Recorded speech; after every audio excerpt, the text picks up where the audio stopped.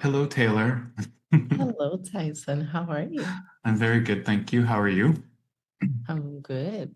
I'm excited to be here because this is with you because this is our very first episode of Workbook, our podcast and queer materials project that we've been talking about, I feel like for 100 years. Yeah, Amazing, right? So yeah. I'd like to welcome everybody who's listening to this episode, and I want to start off. I think would make sense for us to kind of talk about the genesis of this project and sort of why it came about. But maybe first we can sort of briefly introduce ourselves to people who are a little bit less familiar with both of us. Can you say your name, please? I'm Taylor. Hello, everybody. Hi. I live in Rio, Brazil.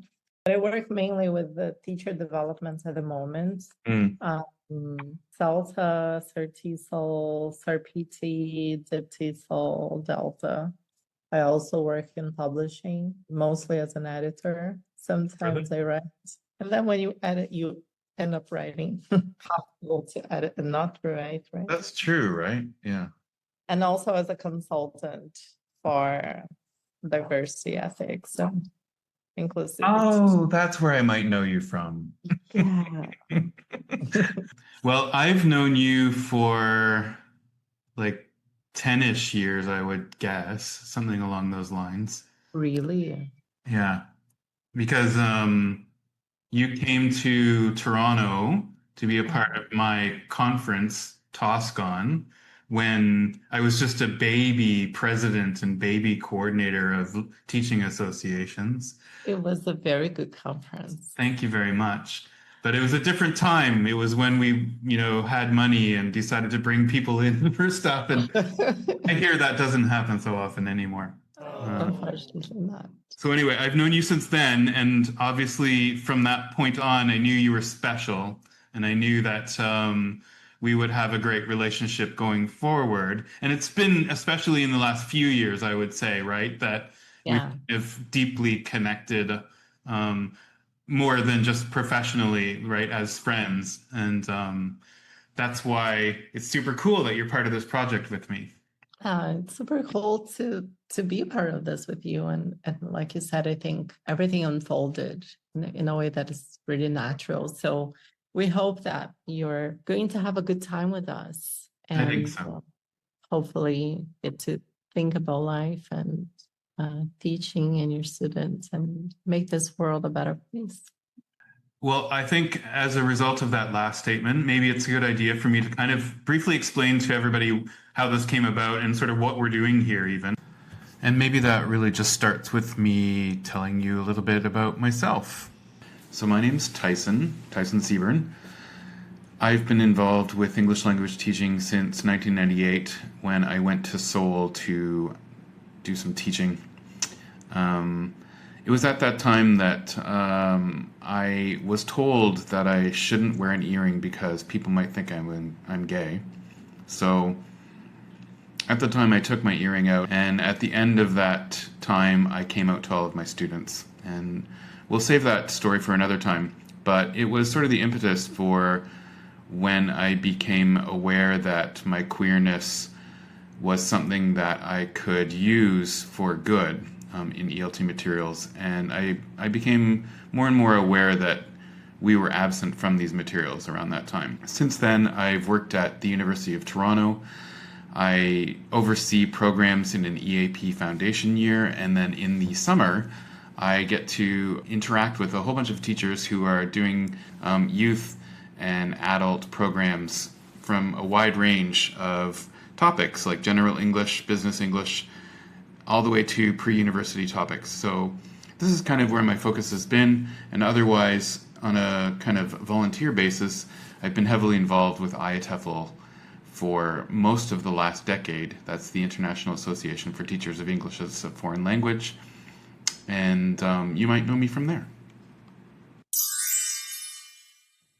One of the reasons why I do advocacy, particularly for inclusive practices in ELT, which means trying to include a bigger variety of stories and narratives and people and groups of people that aren't necessarily or traditionally represented in our language teaching materials, yet are part of the student body and part of the teaching body. At one point, I felt it was my responsibility, particularly for younger learners, to see representation and to give them a sense of belonging in the classroom. But one of the problems with that is, of course, traditional commercial publishing in ELT is quite reticent to get to full-on representation. So instead of just complaining a lot and just saying, publishers do it, and waiting and waiting and waiting, it's an important step for us to take control ourselves. And I thought, okay, what can I do to make a practical change? Something that's gonna help people. And one of the barriers to making materials ourselves, apart from the fact that we're not paid to and we don't have a lot of time, is access to resources. And queer stories maybe they're everywhere, and we're going to come up and show you some of those queer stories throughout this season, but they're not in one place and they're not necessarily designed specifically for ELT. And certainly we don't have access to audio quite often because bigger publishers can hire actors to do scripts and put those things out there. And I thought, how can we make materials that are going to be useful for everybody, while at the same time making use of this podcasting platform, which, as everyone knows, we're not like the innovators of using this platform. I mean, podcasting's been around for so long now, and I'm sort of jumping on the podcasting platform a little bit late. But I thought we would interview a bunch of queer teachers that are out there throughout the globe, and then we would be able to have a whole bunch of interesting narratives about what it's like to be a queer person in education, or more broadly than that, from lots of different teachers around the world. And then we can use that audio as language learning material. And that seemed to be kind of a nice little bow or package that we could do for this. I asked you to be a part of it, before we started doing interviews with these people. And what did you think at the time? Like, why did you want to be part of it? I think something that really got me more interested in this project was the idea of authenticity. And because at the end of the day, we are perfectly able to nowadays to come up with the script. If we want to have like audio material, use AI, those resources are out there and available. But when it comes to listening to real teachers and real stories, I think that is such a powerful aspect of this project. And I think that's where the difference is, because these are wonderful people. We have fallen in love with them. And I'm sure you're going to fall in love with them and their stories. And I think it connects us on a much deeper level than just coming up with something nice and cute and polished. So this is going to be unpolished. This is going to be sometimes difficult. This is going to be very happy. So it's just like real life. Exactly. And I think you hit the nail on the head, really, when you were talking about authenticity in particular, because there's so many teachers out there that make materials and feel a little concerned about including a queer perspective when they're not queer themselves, and they're just, not entirely sure if this is legit. Having a podcast and materials project founded by, created by, overseen by two queer people, and including only queer guests, says basically there's nothing but authenticity in this, right? That we can't be fake. This is how it is. But at the same time, we also want to honor those stories and those people who took their time to talk to us and be really candid about some of their processes and their struggles and the wonderful things that they've been doing. So amazing. So then I guess the last question before we sort of move on from our kind of short but lengthy introduction, it's the name Workbook. You better work. So,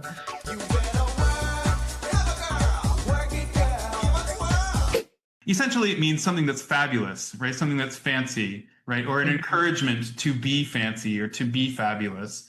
I thought, what a cool way to put together with a traditional ELT word, which is Uh-huh.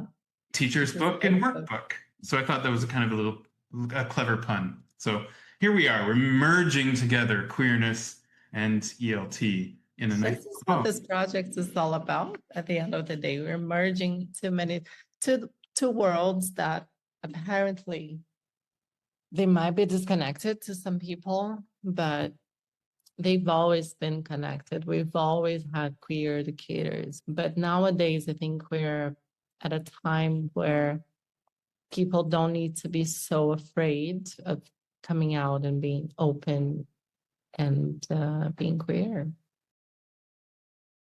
well, now that you have mentioned coming out, what day is coming up for us, at least in terms of when we're recording this episode, is National Coming Out Day, which is October 11th. How long have you known about this? Has this been something that's been a part of your like awareness forever, or did you? No, not really. I think it's something way more recent. And it's something that usually, okay, so you see like an Instagram post or something on social media that reminds you, oh, it's National Coming Out Day. What do you do for it? I don't think I do anything specially, but maybe we should. We should start a new tradition. I too did not know about this day for a long time, but it was one of those things that came about from the Human Rights Campaign Fund, which you might know hrc.org. Mm-hmm. Way back in 1988, they actually merged with National Coming Out Day organization, organized in a way to commemorate the first anniversary of the National March on Washington for lesbian and gay rights. So it started in the States. Now, on October 11th, I actually do acknowledge it quite a bit. And maybe that's partly because it's my advocacy work, but I always share my own coming out stories online because one of the purposes of National Coming Out Day is for people like us who are out and proud to give an example to other people, other queer people out there, probably young queer people who are still in the closet and not really sure, you know, whether they should come out or whether it's the right way to come out or if it's right timing for them. And to hear stories from other people can usually bring our community together, right? And that's sort of what our podcast is doing as well. So I wondered if you have like a coming out story of your own. I know we have lots of them actually as queer people. I love that you said that you share your coming out stories because I think it's almost like we keep coming out on a regular basis. Totally. Especially like we people who somehow are shielded by some sort of privilege. I can think of the most recent one. Okay. When I had a genetic test done, the company got in touch with me and they said, I think we'll need to do it again. Your sample has been compromised. And then I was like, okay, but can you tell me what the problem was? Because I kind of had an idea of what the problem was. And then she said, we were not able to determine your biological sex, which is something that when you take a test like this, you fill out a form with your name and your personal information. But so there was this disconnect between what was in the form and what the labs were showing, were actually not showing. And then I told her, well, I said, look, I don't think there is anything wrong. I'm actually intersex, so it doesn't mean that I don't have what you would consider a biological sex, but depending on the test that you carry out, you're going to have different results. Right. And maybe that's what happened. And then she was like, okay, now I get it. You don't need to take your test again. And then I was like, okay, but are you going to have anything other than like female once this comes out? Because this goes like to a national, actually an international database. which I signed up for. I gave consent, and they said no, it's going to be listed as the information you provided us with. But you see, for a split second, I was talking to a complete stranger on the phone, having to justify myself, and so I think that was one of the last coming out stories. Thank you for sharing that.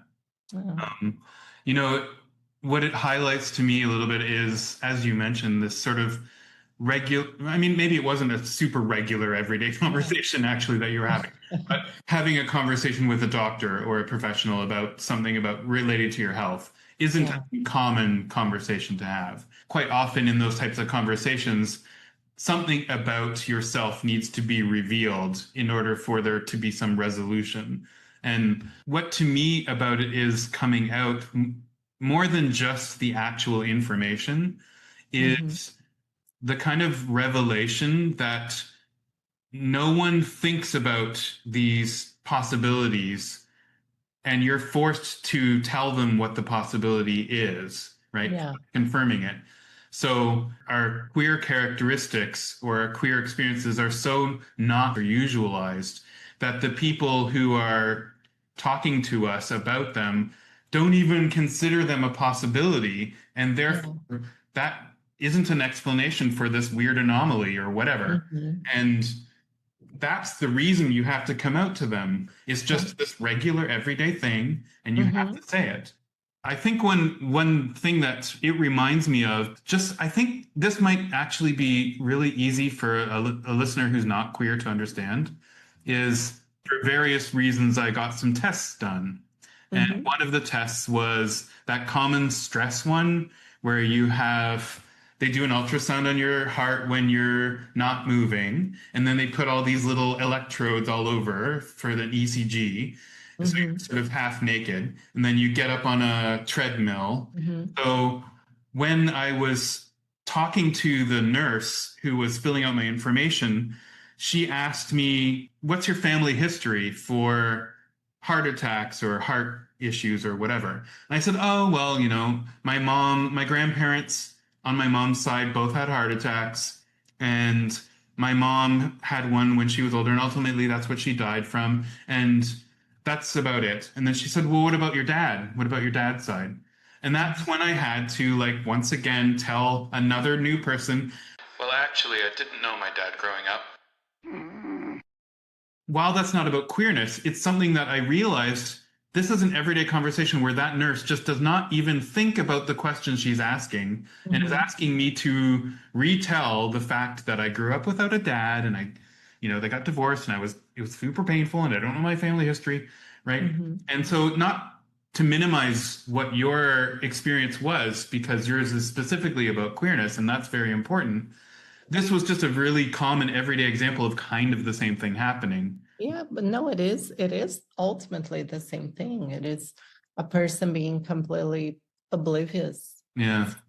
Other people who just might be a bit different. What do you think about the term coming out? I honestly hate it. I wish we didn't have to come out. And I mean, nobody has to come out. I hope one day we get to a point that we are just going to be, and people are not going to make assumptions about others. So they're not going to assume who your partner is, your gender, or your biological sex, or your chromosomes, or anything. And just accept that we as human beings, we are diverse. I agree with you 100%. I wonder if you've ever thought about the actual, the literal words coming out. Have you ever noticed they center not the queer person, but the person who's listening to the queer person, and that person's experience of the queer person's coming out, and how we're always concerned with what their attitude is going to be, and how ridiculous that is in this scenario. Even creating the action of what every queer person does, basically, to be the thing that we center someone else's experience of that in the terms itself. So, Human Rights Campaign gave an alternative. Do you know what it is? I don't actually. No? So it's inviting in. Mm.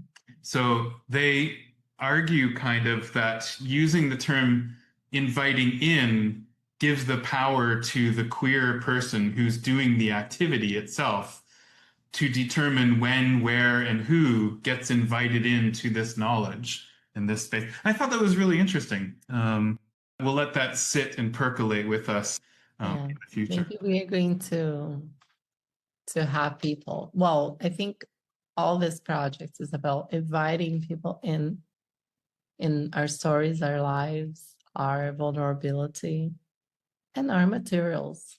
100%. Yeah. So maybe that's a more belonging sort of sound than Yeah. coming out and not so threatening.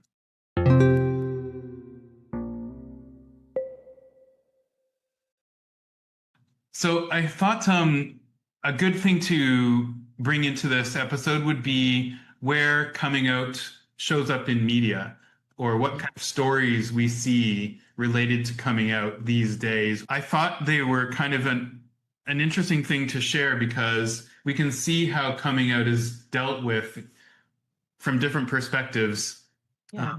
depending on what TV show we're watching or what reels we're seeing or Instagram posts or whatever. So I thought Taylor and I would pick out one or two and sort of share them and watch them together and sort of comment about what we think about them and why we like them and so on. So the first one we're going to watch together, let's first watch a Heartstopper clip. Okay. Yeah. I know this one.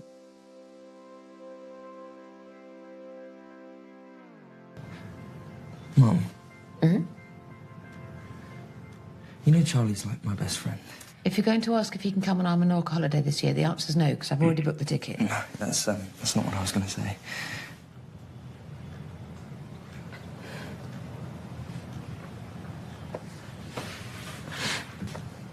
He's my boyfriend. Charlie's my boyfriend.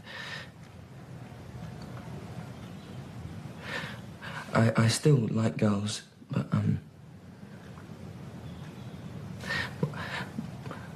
I like boys too. And me and Charlie, we're going out. And I just wanted you to know. Oh, baby. Oh. Oh, thank you for telling me. I'm sorry if I ever made you feel like you couldn't tell me that. You don't have to say you like girls if you don't. No, it's definitely not just guys. It's called bisexuality, if you've heard of that. I've heard of that. I wasn't born in the 18th century. Oh. That is such a beautiful scene. I tear up every single time I watch it. And like it's the acting for me that is just so perfect. Yes. I mean, I chose this scene because I think it's like an ideal example of how parents should handle their children coming out to them, right? Yeah. Yes, the acting is amazing, and Olivia Colman couldn't be a better mom in this situation. The way that she looks at him when he says, Charlie's my boyfriend, is with complete focus, right? It's not like she's distracted. It's not like she's upset, but you can sort of see her almost appreciating this moment that her son trusts her enough to come out to. What she says right after that is like the perfect sentence for a parent to say, in my opinion, which is, Oh, baby. Oh. Oh, thank you for telling me. I'm sorry if I ever made you feel like you couldn't tell me that. like, that's the best way you could possibly reply, apart from, I love you no matter what. Yeah, that scene is very, very strong to me as well, because of the reasons you mentioned. and it's very raw Mm-hmm. and loving Mm-hmm. at the same time. So we just get so much in terms of negative representation, like the drama and the arguments and the tears, and hopefully shows like that are going to remind kids out there that things can be different. Yeah. I always felt that my mother would love me unconditionally because she said so. But Mhm. that didn't stop me from thinking there might be a limit on that, and that might be my gayness. She was also like fearful of me being gay when I was growing up because I liked dolls and I had some typical gay characteristics. And I even had said to her at one point, I wish I were a girl Mhm. when I was like in grade 6 or something like that. And I think my mom, at the time she was like, you can dress in a, more feminine clothes if you want to, it doesn't mean you're a girl, but she also said things like, when I was pregnant, I prayed for a boy because I already had a girl. So I didn't want another girl. She would say something like that to me out loud. And, so she said those things too. And Mhm. I think as a result, I was worried about coming out to her because I didn't really know for sure if the unconditional love thing was a real thing or if Yeah. it expired. I think it just goes to because the way you've always talked about your mother, she sounds like a wonderful woman.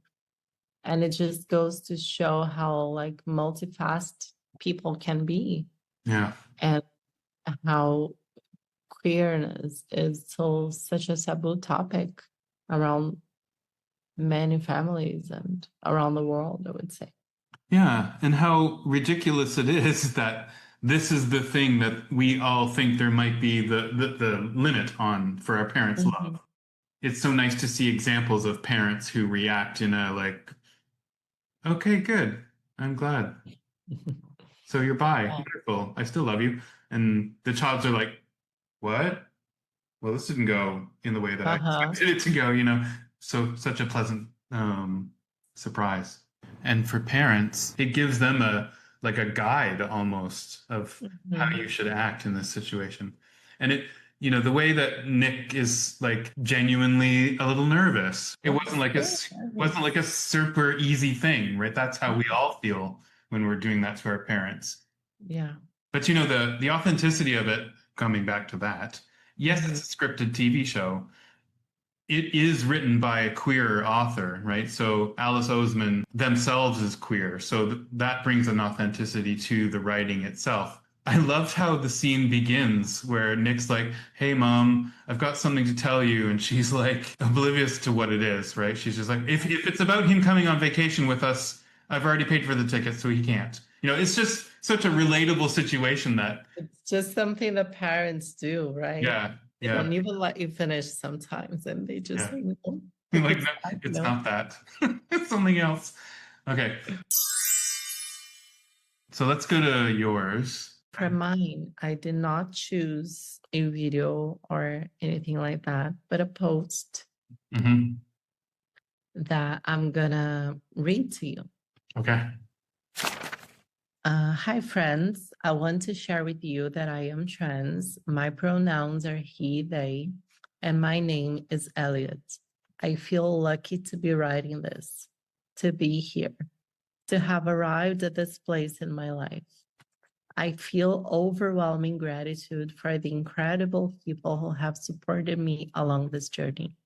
I can't begin to express how remarkable it feels to finally love who I am enough to pursue my authentic self. I've been endlessly inspired by so many in the trans community. Thank you for your courage, your generosity, and ceaselessly working to make this world a more inclusive and compassionate place. I will offer whatever support I can and continue to strive for a more loving and equal society. I also ask for patience. My joy is real, but it is also fragile. The truth is, despite feeling profoundly happy right now and knowing how much privilege I carry, I am also scared. I'm scared of the invasiveness, the hate, the quote unquote jokes, and of violence. To be clear, I'm not trying to dampen a moment that is joyous and one that I celebrate, but I want to address the full picture. The statistics are staggering. The discrimination towards trans people is awful, insidious and cruel, resulting in horrific consequences. In 2020 alone, it has been reported that at least 40 transgender people have been murdered, the majority of which were Black and Latin trans women.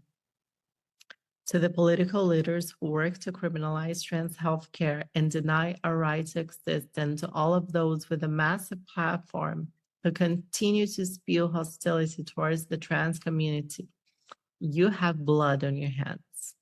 You unleash a fury of vile and demeaning rage that lands on the shoulders of the trans community, a community in which 40% of trans adults report attempting suicide. Enough is enough. You aren't being canceled. You are hurting people. I am one of those people, and we won't be silent in the face of your attacks. I love that I am trans, and I love that I am queer. And the more I hold myself close and fully embrace who I am, the more I dream, the more my heart grows, and the more I thrive. To the trans people who deal with harassment, self-loathing, abuse, and the threat of violence every day, I see you, I love you, and I will do everything I can to change this world for the better. Thank you for reading this. All my love, Elliott. How is it for you to? Well, one of the first things that I thought of was how what he was saying is about the political relationship to trans people that is prevalent, is so similar or even worse today, and how this 5 years hasn't really done a lot in terms of towards the attitude and towards trans healthcare and gender affirming care for youth and so on and so forth. So that was sort of actually one of the first things that struck how similar things are in that regard.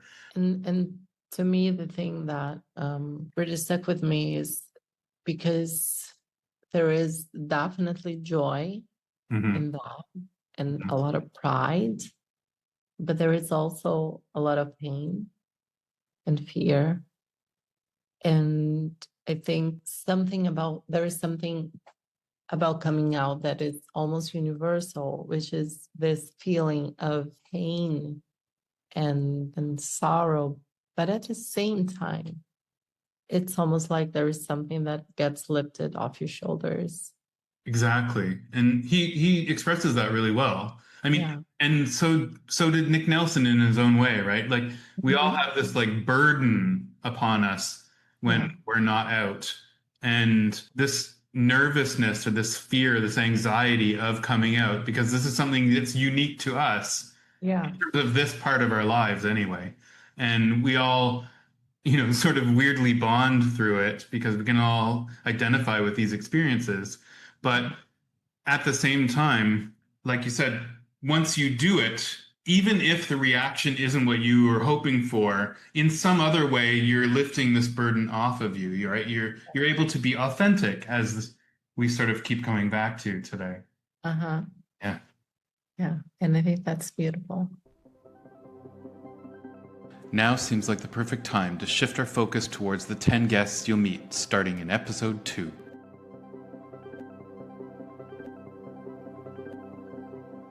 Yeah, my name is Chad. I'm Giovanni. I'm Elizabeth. My name is Thiago Mitoso. My name is Ethan Trin. Kanako Sula. Most of my peers call me Ani. David Monroe. Yeah. I am 27 years old. And I'm 57. Did I say that? I'm 57 years old. I'm 32 years old. I'm 48 now. So I moved to Vancouver probably about 35 years ago. I grew up in Saskatchewan. I'm half American and half Italian. I am currently based in the city of São Paulo. I'm a British woman. I live in the north of France.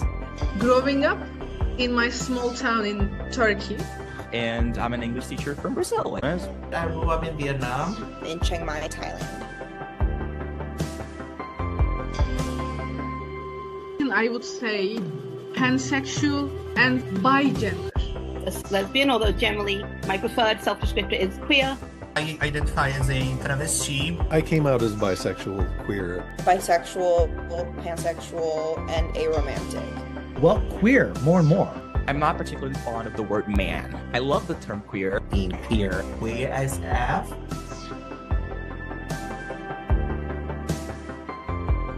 Hi, I'm Taylor Vega. And I'm Tyson Seaburn, and you're listening to Workbook.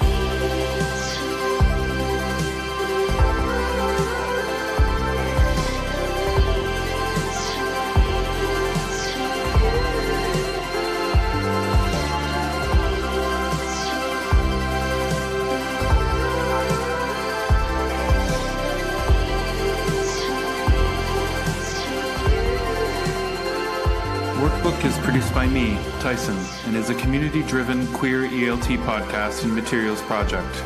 Please like, share, and subscribe wherever you get your podcasts. See you next.